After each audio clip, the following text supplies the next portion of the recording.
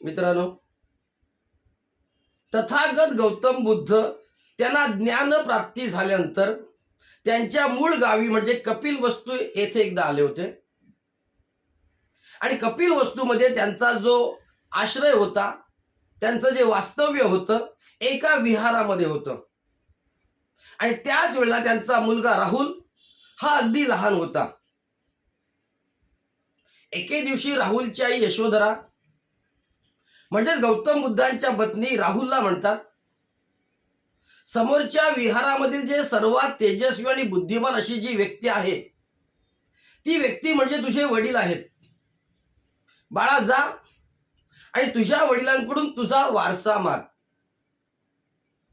लहानगा राहुल गौतम बुद्धांकडे गेला आणि म्हणाला, बाबा, मला माझा वारसा द्या. हे ऐकल्यानंतर गौतम बुद्ध एकदम शांत बसले आणि मग त्यांनी मनाशी विचार केला,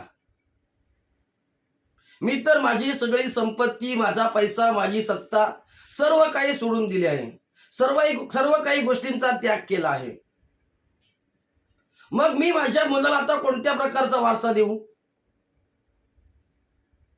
मग गौतम बुद्धांनी आपल्या मुलाला राहुलला भौतिक संपत्तीचा वारसा न देता एक वेगळाच वारसा देण्याचा निश्चय केला, निर्धार केला. आणि तो वारसा म्हणजे ज्ञानाचा आणि सत्याचा वारसा.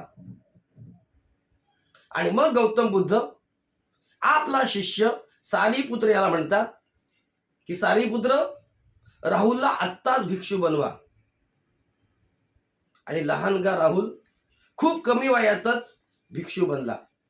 मित्रांनो, खरा वारसा काय आहे? खरा वारसा बापजाद्यांची इस्टेट किंवा पूर्वजांची संपत्ती किंवा पैसा हा नसतो. मित्रांनो, खरा वारसा मिळवायचा तो ज्ञानाचा, खरा वारसा मिळवायचा तो बुद्धीचा, खरा वारसा मिळवायचा असतो तो गुणांचा.